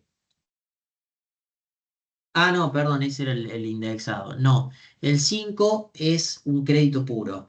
Porque vos pensás que vos generaste una venta por 500 pesos. Que la vas a cobrar obviamente el vencimiento, no importa el plazo, puede ser 30, 60, 90 días. En tu patrimonio o en tu contabilidad, esa cuenta te figura por 500 pesos, que es el valor que te va a traer cuando vence el crédito. Por eso está actualizado, ¿sí? Ya representa el valor del momento en que vence el crédito o en donde vos estás parado mirando. ¿Me Ah, ok, entiendes? ok. Sí, ¿Sí? sí. Bien. Bien, estábamos acá en el... Me perdí cuál estábamos. En el cuentas a pagar con moneda extranjera. Cuenta de pagar en moneda extranjera, el 15. Bien. ¿Y ahí qué pasa? No monetario. No monetario. ¿Qué más? No expuesto. No expuesto. No expuesta, bien, porque es en moneda extranjera. Y Y actualizado. Actualizado. acá podría pasar lo mismo. Puede estar actualizado como puede estar no actualizado, dependiendo si el pasivo está convertido al tipo de cambio del momento de la fecha de cierre, estaría actualizado. Si está convertido al tipo de cambio del momento en que se hizo la operatoria, que es anterior a la de cierre, estaría en moneda no actualizada. ¿Sí? Y ahí siempre es importante ir analizando, cuando estamos hablando de moneda extranjera, siempre analizar en qué tipo de cambio, al tipo de cambio de qué momento está convertida esa partida. ¿Sí? Bien, vamos con bienes de uso. En general, estamos hablando de cualquier bien de uso. No monetario. No monetario.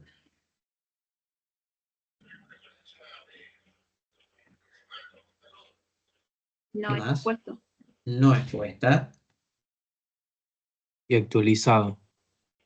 ¿Sí? ¿Parece?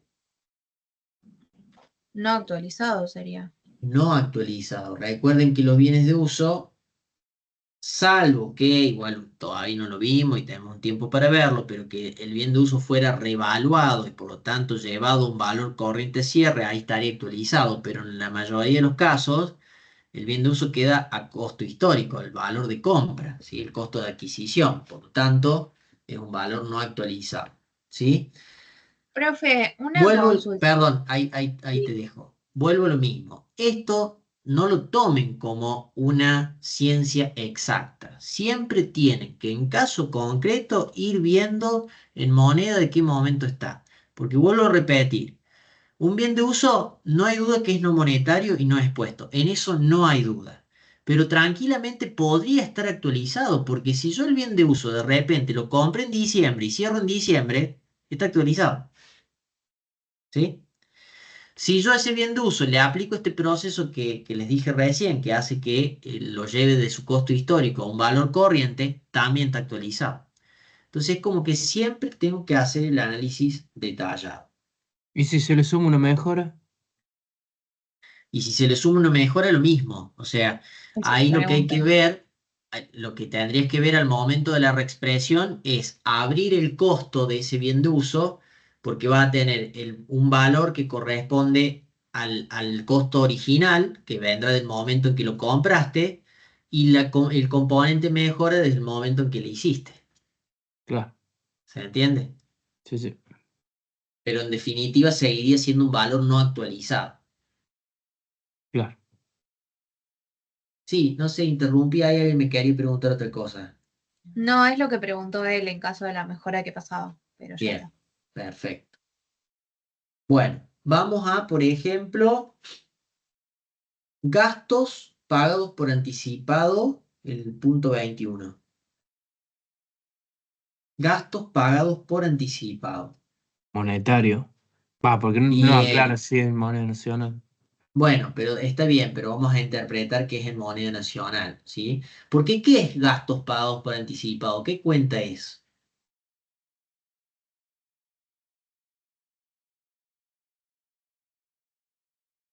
Activo. Un activo y dentro Hasta de que los se activos consume. iría ¿dónde eso? ¿Dentro de qué? ¿De qué rubro? De anticipo o no sé. O sea, dentro del rubro créditos, un Crédito. derecho, Ahí está. ¿eh? Sí. Es un derecho. Si yo pago algo antes de tiempo, por el efecto, por el principio de lo devengado, si yo no puedo reconocer ese egreso, tengo un derecho. Cuando transcurra el tiempo, ese derecho se convierte en egreso. Por lo tanto, es un crédito en pesos, por eso es que es monetario. ¿Qué pasa con lo expuesto y lo no expuesto? Expuesto. Es expuesto y por ende, actualizado o no actualizado. Actualizado. Actualizado. Bien. ¿Qué pasa con el de abajo? Porque dice lo mismo, gasto pago por anticipado, pero fija precio acá. Fija No es, precio. no es actualizado. No eso está bien, no es actualizado. Pero ojo que al fijar precios, ese crédito, que en principio es en moneda o en pesos, se lo considera como en especie. Y si se lo considera como en especie, quiere decir que pasa a ser no monetario y no expuesto. ¿Sí? Entonces, cuidado con el tema de la fijación de precios. Si yo tengo un crédito o una deuda que fija precios, ese crédito o esa deuda automáticamente se convierte en un crédito deuda en especie. ¿Eh? Y por ende, me cambia la configuración de todo. ¿Estamos de acuerdo? Sí, Sí. profe. Bien. Bueno. Le dejo los otros después, pues, cuando cargue las soluciones, ustedes háganlo, no sean vivos, no esperen las soluciones, háganlo todo y después lo chequean con la solución y con cualquier duda que vaya surgiendo me van preguntando. ¿Está? Vamos al ejercicio 2. Fíjense, el ejercicio 2 nos pide que determinemos los coeficientes de reexpresión. Algo que un poquito ya vinimos haciendo a nivel teórico, pero ahora vamos a especificarlo y llevarlo a números, ¿no? Fíjense que me dice, determine el siguiente coeficiente de reexpresión para reexpresar al 31 de diciembre del 2018. Ese para nosotros va a ser ¿qué? El índice de precio de la fecha de cierre, ¿no? Yo cierro el 31 de diciembre del 2018. Y quiero determinar el coeficiente para una partida de enero del 2018, de julio del 2018 y de octubre del 2018. ¿Qué tendríamos que hacer ahí? Tomar los ¿Buscar índices qué? de precio y hacer el cociente, digamos. Exactamente. Buscamos los índices de precios y sacamos los cocientes. Bueno, vamos a los índices de precios. Lo tenemos acá. Nosotros dijimos que cerramos en diciembre del 2018. ¿Está?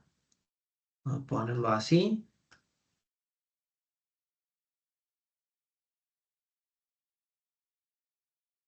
Ahí. Bueno, por lo tanto, nosotros tenemos que determinar el coeficiente corrector primero de qué mes era. ¿Se acuerdan? Octubre, ¿no era? Octubre del 18. No, No, Enero, ¿no? Ah, de enero del 2019. Enero del 2018. No, 19 dice. 19 19. dice. No, pero no puede ser entonces. A ver. No, no, fíjense, enero del 18. Yo cierro el 31 de diciembre del 2018. ¿Ah? y quiero determinar a este momento una partida que viene de enero del 2018. A ver, cuando ustedes armen los coeficientes, nunca pueden tener... Está para mal armar- en la guía, profe. Ah, bueno, Porque dice todo corríjanlo. 2019. Ah, bueno. Ah, hasta 2019. Bueno, es indistinto el año, pero digo, a lo que voy con esto, para que ustedes se den cuenta, nunca podría yo cerrar, por ejemplo, en diciembre y necesitar el índice de precio del mes que viene, porque no lo tendría. ¿Se dan cuenta? Es decir, no puedo traer hacia atrás algo futuro. Lo único que puede pasar a futuro es lo que vimos ayer con el tema del crédito y las deudas, que esté mal devengado los intereses y que genere que el valor del crédito me quede a futuro, pero eso se corrige simplemente ajustando el devengamiento de intereses. No, no hay ajustes por coeficientes inflacionarios, ¿sí? Porque no conozco la inflación futura. ¿Me siguen en la lógica o no? Sí, sí. Bien. Entonces acá yo estoy, vamos a hacer una línea de tiempo. Yo estoy parado en diciembre del 2018.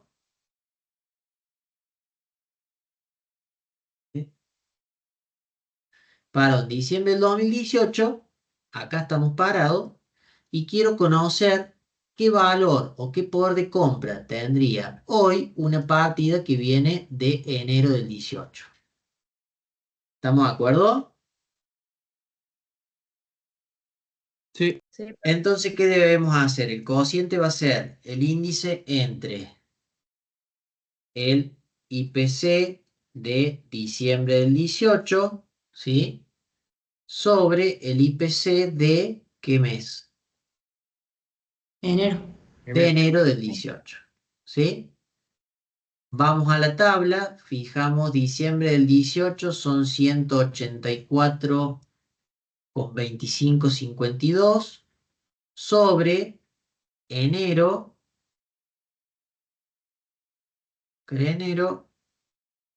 que es 126,9887. Y ahí sacamos la relación, ¿no? ¿Me siguieron? sí, sí. Sí, profe. Bueno, no hace falta que le saque la división o quieren, hacemos uno para que... Sería acá, ¿cuánto da? Son Uno, 1,45. 184,2552 dividido 126, 98,87, 1,45. ¿Estamos de acuerdo? ¿Sí? Entonces, de vuelta, ¿qué representa este 1,45? Recuerden, 1 más F, es decir, 1 más 0,45. O sea que de enero del 2018 a diciembre del 2018 hubo una inflación del 45%. Esa sería la inflación anual. ¿Se entiende? Sí, sí. Bien. Después teníamos que sacar ¿cuál? ¿La de julio decía? Puede ser. A ver. Julio del 2018. ¿Qué vamos a hacer ahí? Nuevamente, el IPC de diciembre del 18, porque seguimos a esa fecha de cierre, sobre el IPC de julio De del julio del 18. 18. ¿Eh? O sea que el numerador sigue siendo los 184,2552 sobre julio, que es 149,2966. ¿Eh? Y ahí lo sacan. ¿Se entiende? 1,23. 1,23. Muchas gracias. O sea que de julio a diciembre la inflación fue ¿de cuánto? El El 23%. Del 23. 23%. Así es. Y después nos queda para Octubre. octubre del 2018. ¿Sí? Vamos con octubre del 18. ¿Qué vamos a hacer ahí? A ver. ¿Qué pongo en el numerador? El IPC del 12 del 18. O sea, 184,2552 sobre. sobre octubre, que es 174. Sí. 14,73. 14,73. Bien. Y eso da tanto como 1,05. Una inflación del 1,05. 5%. Bien. Fíjense cómo se va achicando, ¿no? Tiene su lógica, porque arrancamos de enero, ¿eh? Después nos fuimos a julio y después nos fuimos a octubre con relación a diciembre, ¿sí? O sea, estamos hablando de una inflación ahí trimestral, ¿no? La de octubre, que abarca octubre, noviembre y diciembre. ¿Estamos de acuerdo? Sí. Bien. Bueno, y después pedía, acá. Ahora fíjense el inciso B, dice, para reexpresar al 31 de agosto del 2018. O sea que cambio mi fecha de cierre, ¿sí?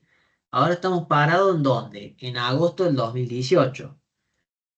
Y quiero reexpresar una partida que viene de mayo del 18 y otra que viene de julio del 2018. ¿Sí? ¿Siguieron?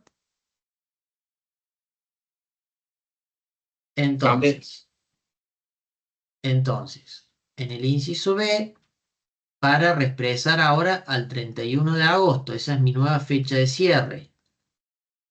En el primer caso,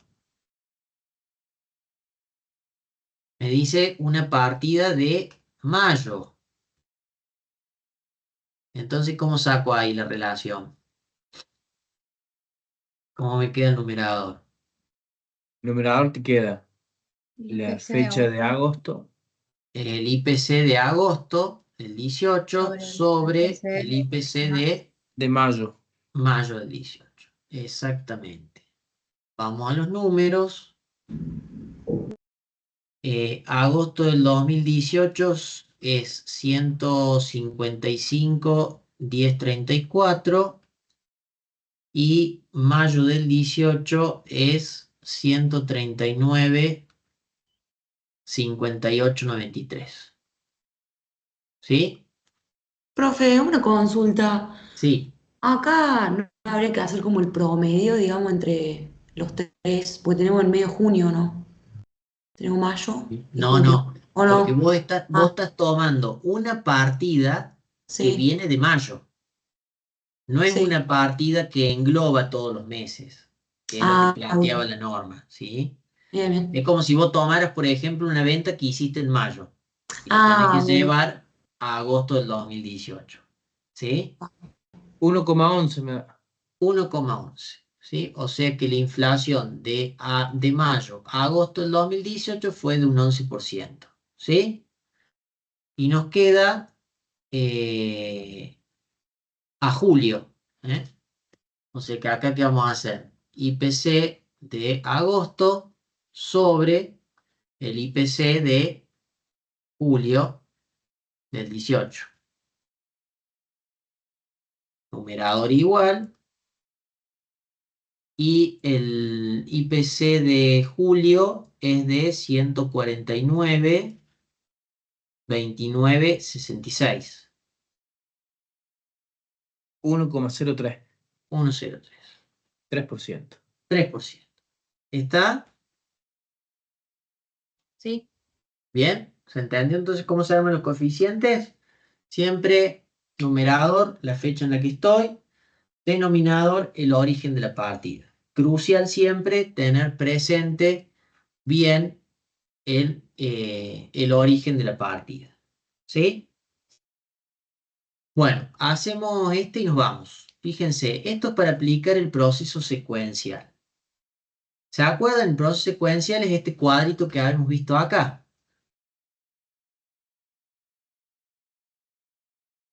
Este, ¿no? Teníamos que armar todo esto para llegar al RECPAN. Yo quiero llegar al RECPAN que está dentro de los resultados financieros y potencia, entonces tenemos que hacer todo esto. El activo reexpreso del inicio, el pasivo reexpreso del inicio, su diferencia me da el patrimonio reexpreso del inicio. Después hacía lo mismo el cierre, el activo reexpresado del cierre, el pasivo del cierre reexpresado del cierre. Por diferencia me da el patrimonio del cierre en moneda de cierre. Para llegar a la variación patrimonial llevaba el patrimonio neto represado al inicio al cierre. Como ahí tenía la variación patrimonial que respondía a aporte, retiro y resultado, quiero quedarme solo con resultado, eliminaba aportes y retiros, me quedaba con el resultado y a partir de ahí eliminaba todas las cuentas de resultados que no fueran resultados financieros y pertenencias para llegar al REP. En eso consistía el proceso secuencial. Entonces, fíjense, ahí ya no va RT6, sino que va NUA, ¿sí? Por ahí corríjanlo para que no se confundan. Entonces, dice, dado los siguientes datos referidos al ejercicio comercial, realiza el proceso de reexpresión de estados contables en moneda homogénea establecido por la NUA 59. Fíjense, me da el activo al inicio de ese periodo, reexpresado al inicio. Vamos a ir planteando el cuadrito.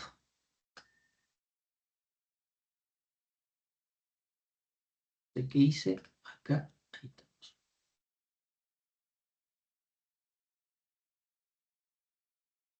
Ahí vamos. Ahí y acá.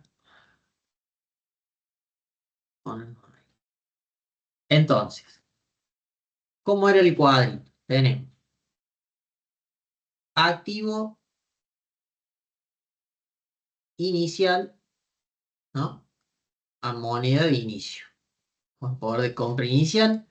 Pasivo inicial en moneda también del inicio.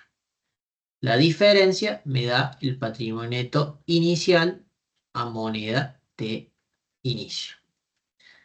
Fíjense dentro de los datos. Nos dice que el activo al inicio del periodo es de ¿cuánto? De 4.000. El pasivo al inicio del periodo en moneda de inicio es 2.000. Por lo tanto, el patrimonio neto del inicio, ¿cuánto es? 2.000. 2.000. Ahí terminaría mi primera etapa.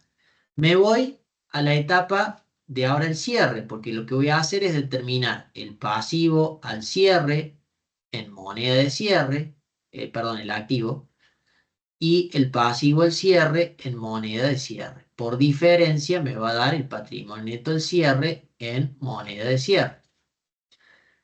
Fíjense que el activo al cierre dice que es de 10.000 y que el pasivo al cierre es de 4.000. Por lo tanto, ¿cuánto es el patrimonio neto en moneda de cierre? Al 6.000. cierre, de 6.000.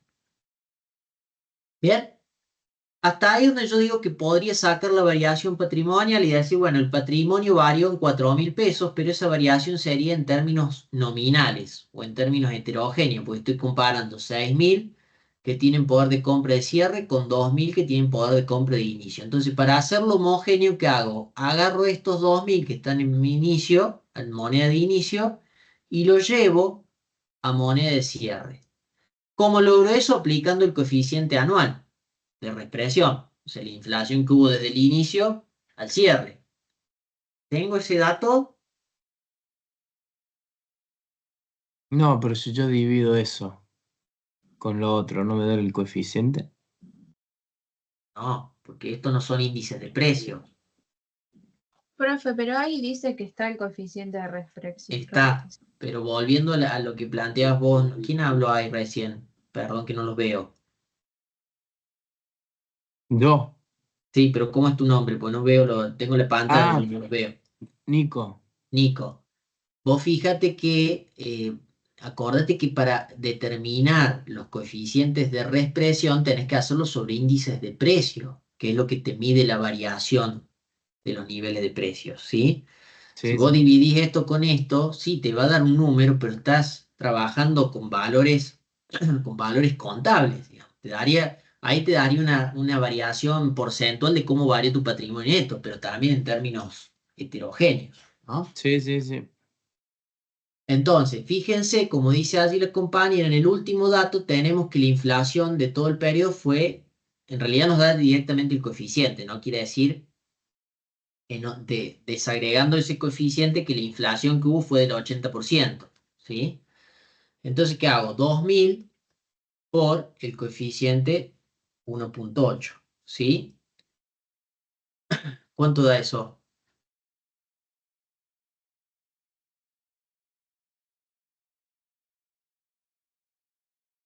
$3.600. 3.600. Por lo tanto, la variación patrimonial en moneda de cierre es de... ¿Cómo saco ahí la variación patrimonial?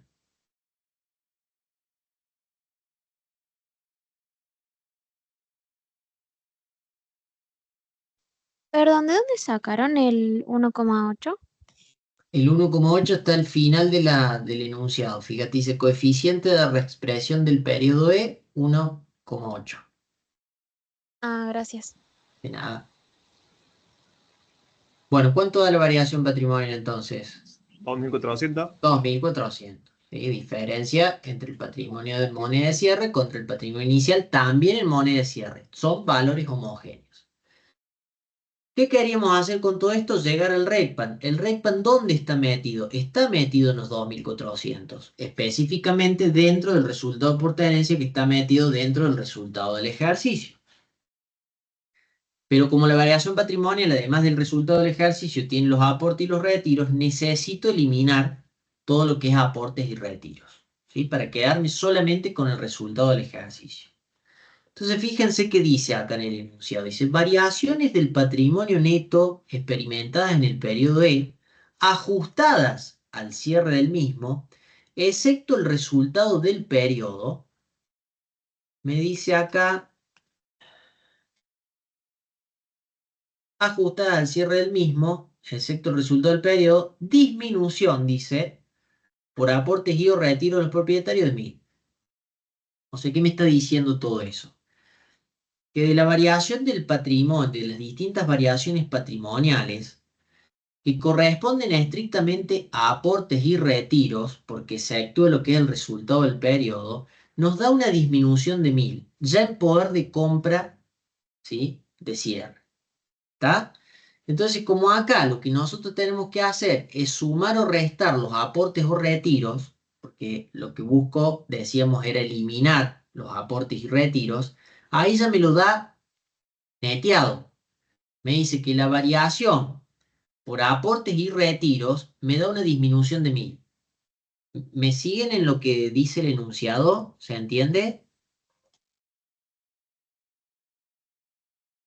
Sí, profe. ¿Está? Entonces, si eso que corresponde a aporte y retiro es una disminución de 1.000 y como eso yo lo tengo que eliminar, ¿qué hago? ¿Lo sumo o lo resto? Hay que sumar. Sumamos. Entonces, sumamos acá más la disminución que me había dado por aportes y retiros de 1.000, ya está en poder de compra. Quiere decir entonces que el resultado del ejercicio en moneda de cierre es de 3.400. ¿Sí? Vuelvo a repetir, ahí adentro está metido el RECPAN. ¿Qué tendría que hacer ahora? Eliminar todas las cuentas de resultados, tanto de ingresos y de egresos, que no sean el RECPAN. O sea, que no sean el resultado financiero por tenencia, para que me quede solamente el RECPAN. Fíjense que el ejercicio dice cuentas de resultados positivas del periodo E en moneda de cierre 3.200. Obviamente que esas tienen exceptuada el RECPAN. Y cuentas de resultados negativos del periodo E expresadas también al cierre 400. También excluido RECPAN. Por lo tanto, ¿qué tengo que hacer con esos dos valores?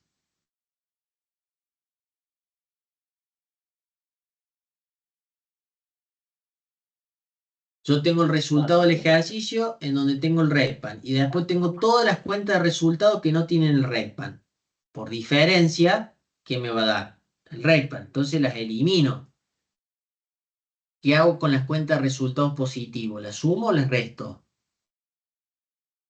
Resta la positiva y suma la negativa. Exacto. Menos, entonces, cuentas de resultado positiva, que serían los 3.200, más las cuentas de resultado negativo, que son los 400. Y de esa manera llego al RECPAN. 600. 600. ¿Está? ¿Se entiende? Sí, ¿Cómo funciona el proceso secuencial? sí. Bueno, ustedes ahí después tienen el ejercicio B, que también es de este estilo, háganlo. Así la próxima clase, si tuvieron alguna duda con eso, me la plantean antes de arrancar y si no, ya el lunes avanzamos con más prácticos. ¿Eh? ¿Alguna duda de esto o de lo que quieran preguntar? ¿El PowerPoint de la nueva 59 lo van a subir, profe? Sí, sí. Yo después les subo esto mismo que les estuve mostrando acá. ¿Mm?